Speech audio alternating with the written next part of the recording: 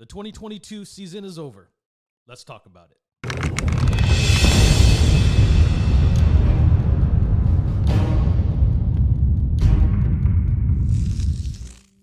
Welcome in, everybody, to the first episode of Night of the Shield 2023. I'm Jason Smith, a.k.a. the Oakland Knight, and today we have a lot to talk about. But before we get started, if you're new here, hit that subscribe button, hit that notification bell so you can be updated every time I drop another episode. And please go ahead, hit that like button. Let's try to move up the algorithm and get the message out that I am back. 2023 is going to be a new year for the Raiders, as well as a new year for myself. All right, so episode 1, I had a lot of different ways I could have gone with this. I thought about maybe taking it really slow and going step by step and like working on Mark Davis and then talking about Dave and Josh and then starting to work my way down that way. But there's going to be a lot of shaking and moving happening. On top of the fact that, I'm just getting started into this and I just kind of want to get some information out there, and I don't want to spend too much time talking about things that at this point are primarily irrelevant. But I do want to set the stage on what my thought process is, how I feel about the 2022 season, what transpired, and where we might be headed. So that's going to be our focus here today in episode 1. So let's go ahead and jump right into it. And let's go ahead and start with Mark. Again, I've done several videos with the topic being about Mark Davis and how this all transpired, right? And whether you agree to disagree is fine. I always tell everybody your opinion is your own. We're all not going to agree. The only thing I think that we can agree on is that we're the fan of the Raiders. That's it. We're fan of the Raiders. That's it. Everybody else is going to have a lot of things in common, a little bit of things in common, but it's all one goal. It's all one love. We're trying to win a Super Bowl, something we haven't done in over 40 years. The last time we sniffed it and had an opportunity was over 20 years ago. So, I mean, it's a long journey. It's a long process. And it's been just as much of that for Mark as it has been anybody else. A lot of people are talking about him hiring Reggie McKenzie. I've said this so many times. Mark signed off on Reggie, but Mark told you 1,000 times he doesn't know football. He just doesn't know football. I think he's learned a lot. I think the last time he made that statement, he truly didn't know football, but I think he knows a little bit. He's not an expert, and by all means, he's not his father, and nor do I expect him to be. But he didn't pick Reggie. That was predetermined, all right? There was a consulting staff that was put together by his father for his passing. Okay. Mark ran with it. Mark wanted Gruden. That was Mark's first pick out of all of this, right? He couldn't get Gruden out. He chose Jack Del Rio. That was literally his first decision as far as like going in there, telling Reggie, hey, I'm bringing this guy in. I want this guy. Oakland native, always trying to pull on the string of the fans. I think Mark knows, well, I don't know if I want to say knows, but I think Mark tries to be a little bit more of a businessman than anything. And there's not necessarily anything wrong with that because this organization has to make money because we have to pay these players. And in order for us to be competitive, we have to have money. So in that sense, Mark has done a fantastic job. The John Gruden thing didn't work out. And just for the record, Gruden's first season back was 4-12. Just going to throw it out there, right? So the fact that the Raiders went 6-11 this season, for a first-time head coach, not first-time head coach for the Raiders anyway, for his first year as a stint as a head coach, I'm not worried about that, okay? But John was his dude, and he brought John not only to coach this team, but to run this team. John was in charge of all player personnel, the whole nine. I guess John Gruden thought he could be Bill Parcells himself or another new coming of Bill Belichick. It didn't happen. And even if he wouldn't have got sabotaged out, since that's the word of the year, sabotage. If he didn't get sabotaged out of this league, I still say it wasn't good enough. It wouldn't have been good enough. I mean, not the best way for him to exit the league. I agree. Because I do respect John Gruden as a coach, regardless of whether or not we were headed in the right direction. We'll never know. We'll never know. But in this, once Gruden left, he had a big decision to make. And to everybody who wanted Bisaccia Like, look, he's still a special teams coach. Great guy, great motivator, right? He would not have made this team any better than it was this year. In fact, it could have been worse. I'm just being real. All right. So Mark decided, especially once Gruden left, there's all these reports. The front office is a mess.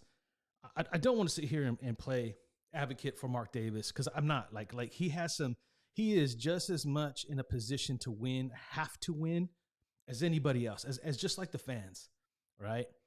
You think him selling himself to the Sin City was as simple as just saying, here's a lot of money. They want to win.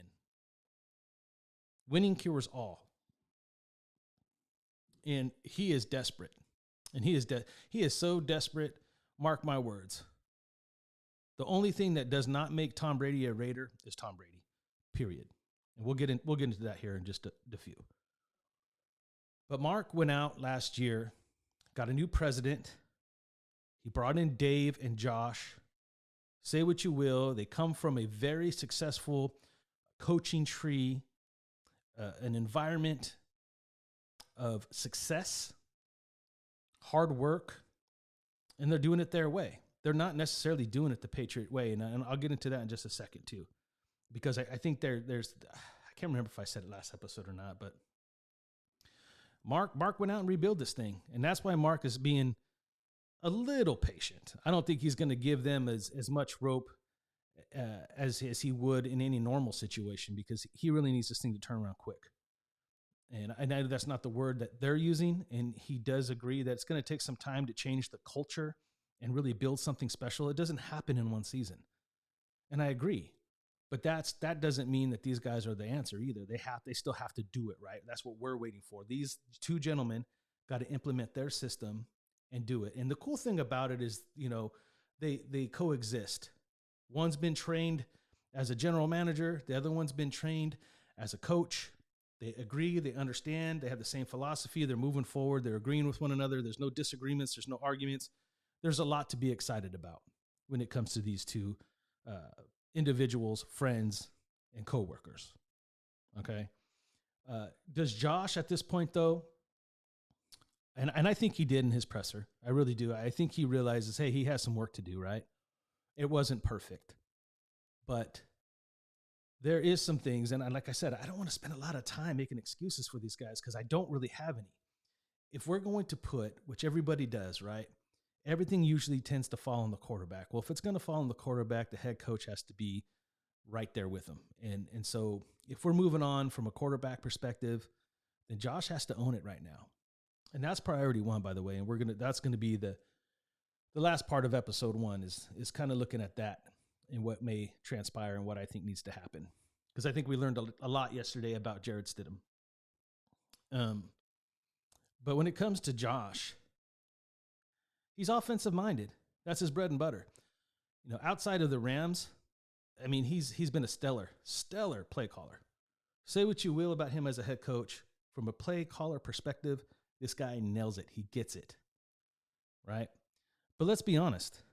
Most of his work, most of his resume is filled with number 12 himself, Tom Brady, which is going to help him regardless. But, right, Bill Belichick, who is the master of that organization, he is defensive minded. And he has a bit of a different approach than you see Josh and Dave attacking, right? Josh is offensive minded. That's why you saw us go right after the offense right away. Bill would never have went out and got Devontae Adams. Just wouldn't have done it. And I don't think he would have paid both Waller and Renfro. I think he would have maybe picked one. The Derek Carr situation, look, he did the right thing. If you look at exactly what happened and all these weird reports that are now coming out about his ribs, about play call, what was the first one that came out? Oh, it was known by week 2 that they were done with him. No, Mark was. Mark definitely was done with Carr. Mark has been done with Carr, right? Mark is looking for his Tom Brady. And Mark thinks the only way he's going to get it, as I guess, is to go get Tom Brady. But we'll let that play itself out. But you remember all these reports about Mark meeting with McDaniels after the games? I think it was about Carr. And I think that first meeting was Mark saying, hey, I'm done. I'm done. I'm not paying this man. I'm not paying this man. And I think Josh said, no, we got to give it time. Let it play its course. Worst case scenario, we pull him when we have to. Because remind you, it had nothing to do. He could, if they didn't believe Carr was the guy in week 2, they should have pulled him a lot sooner. If they felt it was his ribs was holding him back from being able to call certain plays, especially in the second half, you should have pulled Carr. I don't fully believe that this whole Carr was done in week 2 business was real. I believe Josh gave him every opportunity to turn the page, to turn the corner, to see the field, to make the right throws, to make the right decisions. It just wasn't working.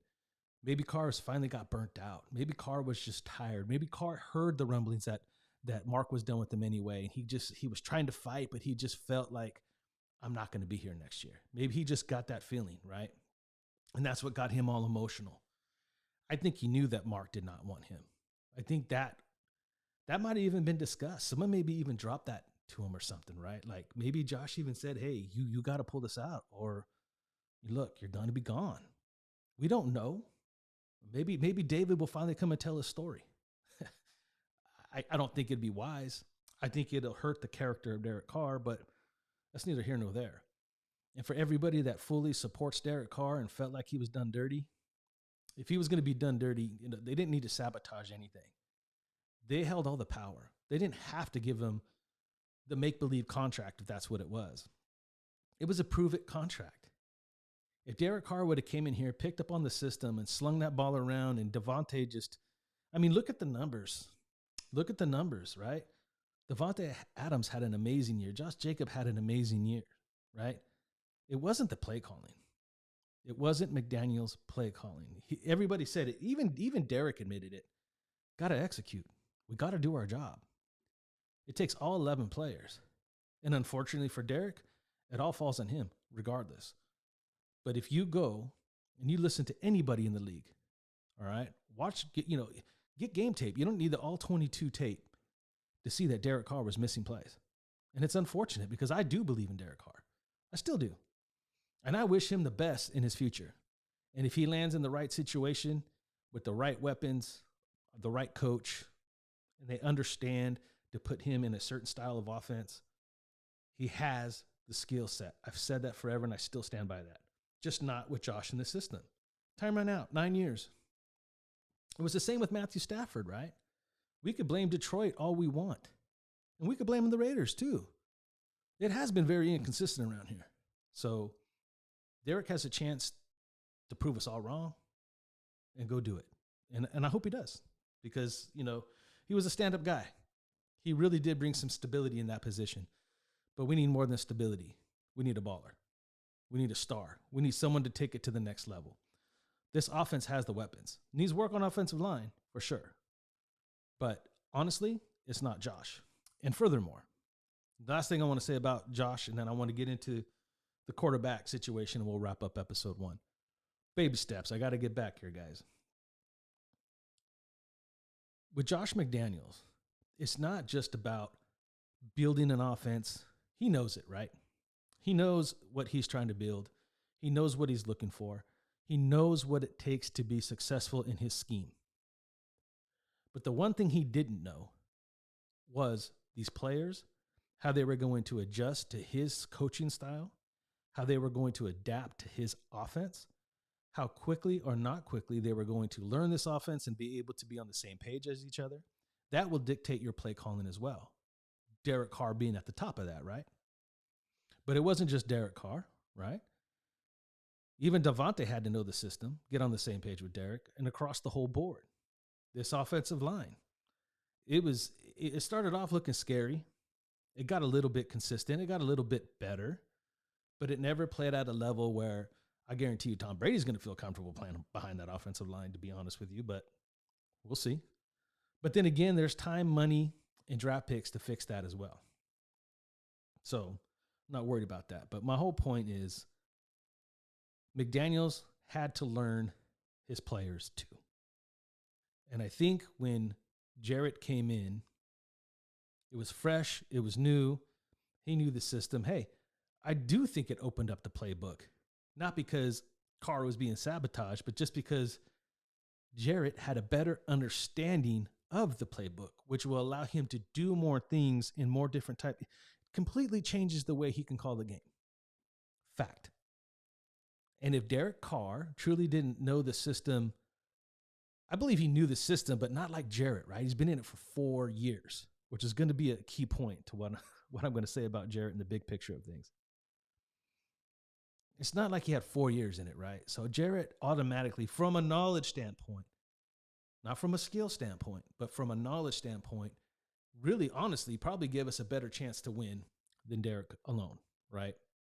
Derek struggled, missed a lot of throws, missed a lot of looks.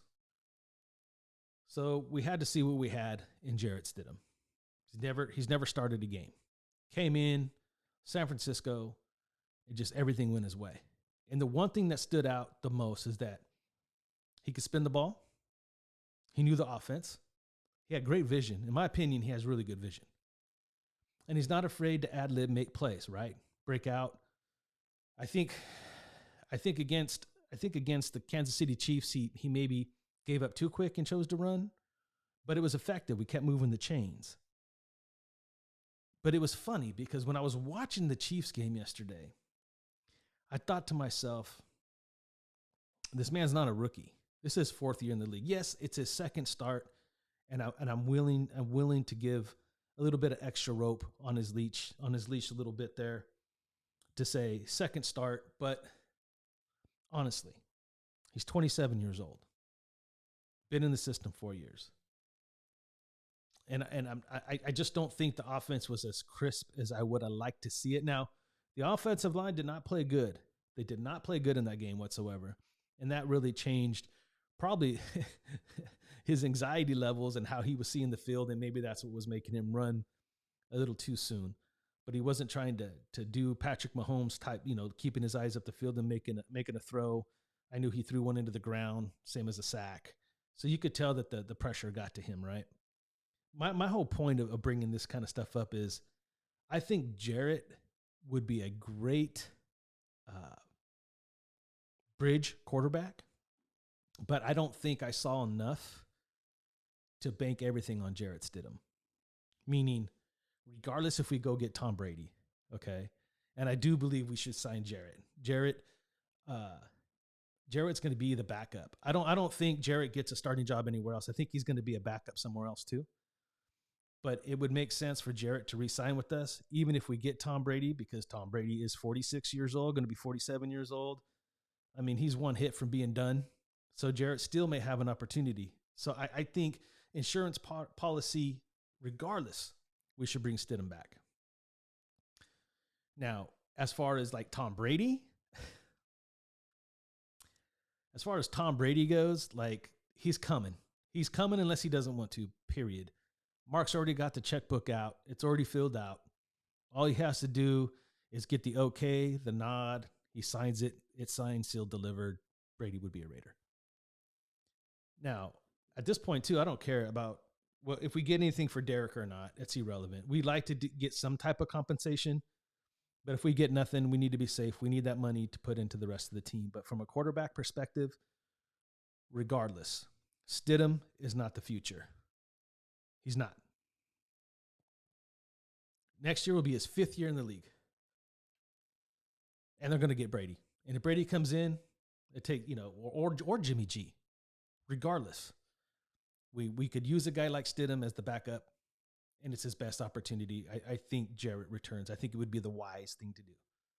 There's too many other options out there. He's not going to get a starting gig anywhere else. And I think, with whether or not, regardless if we bring in Garoppolo or we bring in Brady, those guys can get hurt at any moment. Stiddy could still have a chance to even prove what I'm saying wrong. And maybe he is the guy. But I say all that because we're going to be talking a lot of draft here in the future. I think free agencies before draft, I'd like to cover that before I start. I know a lot of other people are already talking about the draft and who we should get. Remember, there's a whole free agency period that changes the board as we move forward, right? And I definitely plan on doing a little bit more research and figuring out what I want, but I would definitely be coming out with a list of things I think we need position-wise and then we'll fill in the gaps from there. But I still say quarterbacks on the top of that list. You need a quarterback to sustain in this league. And if you're bringing a guy like Brady in, you're not trying to waste any time. And I know Mark ain't. He's expecting this franchise to make a push next year, which means we're not going to have the same opportunity at the 6th, maybe 7th pick. You know what? That game was still going on. Let me see if I can pull it up real quick here. While we're recording the podcast. Let's see. Yeah. All right. So we're going to be the Seattle one. So we'll be around the 7th, 8th pick at this point. We're still in a very good position. I would have liked to rather have the 6th, if I'm going to be honest. That would be nice to have. That would have been a great position. But regardless, we're going to be in a position to where we have to at least consider or think about either getting a quarterback there or in the second round. I think it becomes priority at this point. We're not guaranteed to be that close and have this many options next year. I know the quarterback class is supposed to be better next year, but we're in a development stage anyway. Plenty of talented arms and athletes in this draft, whether it's Richardson, Levy's, Stroud. Look, pick somebody, develop them. We have time. We have the time and we have the means, right? There's plenty of bridge quarterbacks that we can bring in for next year. But if we're not thinking our future from the quarterback perspective, this is our opportunity to bring someone in, get them ready to go, let them do their thing, and just sit and wait. Let them develop, and then let them loose. I seen McDaniels work with Cam Newton. I seen him work with Mac Jones. I seen McDaniels leave and see Mac Jones completely fall apart. I seen Stidham come in after sitting there in this offense for 4 years and manage it very well. And all of this is for naught if we don't focus on solidifying not only that position, but really finding the answer on the defensive side of the ball. If anybody has been watching me for years, you know I want a good defense. I am so tired of just always missing the mark. Always missing it. A lot of the times we fall in love with players and ideas just because it's what's hot for us. It's what's right here and now. It's what we see week in and week out. Remember when Khalil Mack got traded and everybody was in an uproar? Still a fantastic player. I mean, I would have loved to keep Mack and still have Crosby and have a Mack and Crosby freaking annihilation. I would have loved that. But we didn't get a chance to see that. But it's not like Mack went and made the Bears defense any better. It didn't turn out to be anything. I mean, shoot, he's over there this year with Joey Bosa. And again, yeah, they're going to the playoffs. But honestly, the Chargers had that same opportunity last year. They're lucky we fell apart because that could have been us instead of them. The Chargers still ain't ready, and Mack is not the reason why they're going to the playoffs. Just keeping it real. So sometimes, yeah, good players, especially on a team like ours, are missed. We see it. We feel it a little bit more than everybody else does. But honestly, sometimes it's overrated. You got to find the right 11 on both sides of the ball. It's something that we fail at all the time. This offense is literally a quarterback away. I think it's a little bit more than that. I think obviously we got to sign Josh Jacobs. We're going to franchise tag him regardless. Just Josh Jacobs will be a Raider next year. We're a quarterback away and possibly just a right tackle away. I think the offensive line needs a tune-up regardless. I think we need a bigger center. We probably need there's some moves that need to be made, but I think that'll take care of itself. I really do. There's a lot more offensive linemen to choose from than quarterbacks. Let me just put it that way. And there's going to be a lot of free agent quarterbacks. There's going to be people looking to draft quarterbacks. And we have two options, technically three, right? When you look at it, and we're going to wrap this up here in a minute. We have three options right now. We have Stidham, Brady, Garoppolo. Pretty much in that order, in my opinion. I think Stiddy's a lock. I think Stiddy would want to come back. Like I said, it makes a lot of sense. He's not getting a starting job anywhere else at this point. He can come back to the Raiders. He knows the system. He has a relationship with McDaniels. And again, the next two choices are Brady and Garoppolo. He could be playing by midseason. Those guys could get hurt, and he could have a spot. So I think it makes sense. So I think Stiddy's a lock. Brady, on the other hand, we'll see. We'll see. The job is his if he wants it. The job is his. And we're going to have to get into that. We'll get into that next week. We'll get into the whole how I truly feel about Brady. That might take a whole episode. We might just talk quarterbacks again. Because I don't know, man. It's no pun intended. It's a gamble. It's a gamble for Vegas, in my opinion, but one that might be worth it if you get Stiddy, in my opinion. I think having a guy like Stidham makes it a little easier to go out and get a Brady, to take a chance on Brady. Garoppolo, same thing. Garoppolo doesn't amaze you all the time, but he definitely can manage an offense. But unlike Stiddy, Garoppolo hasn't played in this offense in a very long time, and he's done some different things. I think Brady over Garoppolo, in my opinion, with Stiddy as the backup plan, and then you draft the quarterback. That's where we're at. But as a whole, disappointing season.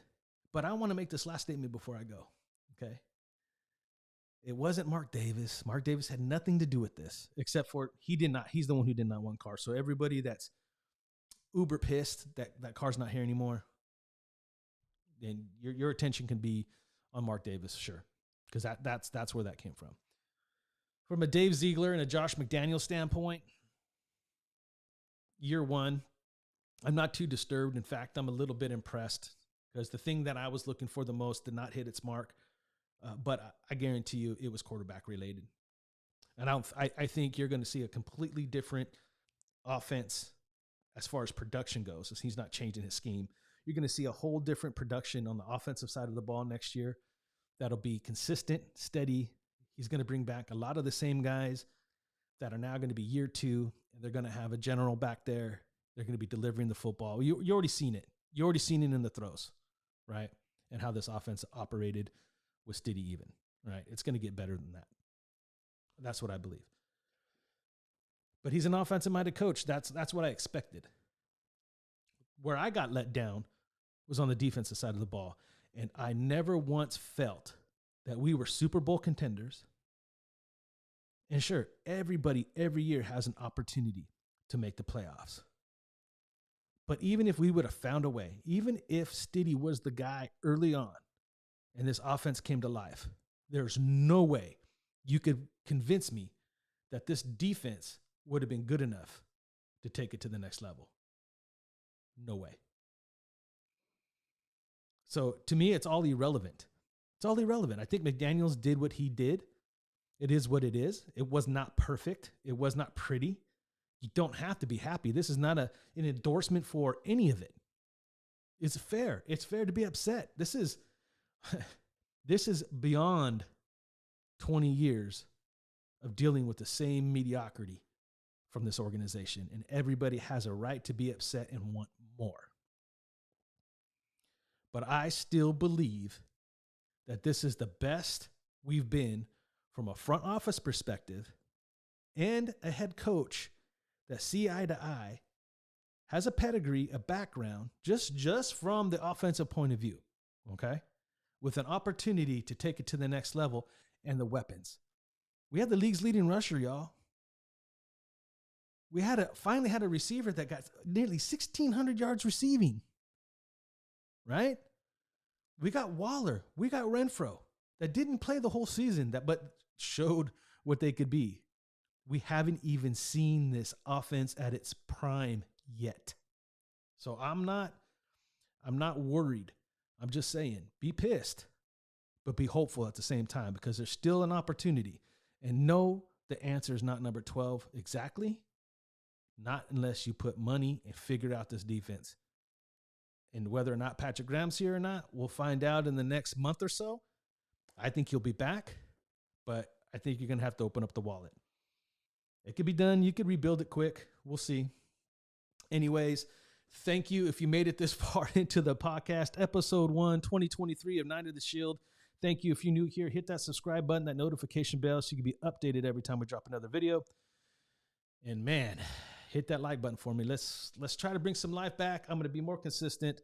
I'm definitely committing to 1 podcast a week. I'd like to do at least 2 if I had to be quite honest, but definitely starting off with a commitment to 1 a week. If you get 2, consider it a bonus. This is episode 1 of Night of the Shield 2023. Thank you all. Love you all. Miss you all. And as always, stay Raider strong. Night out.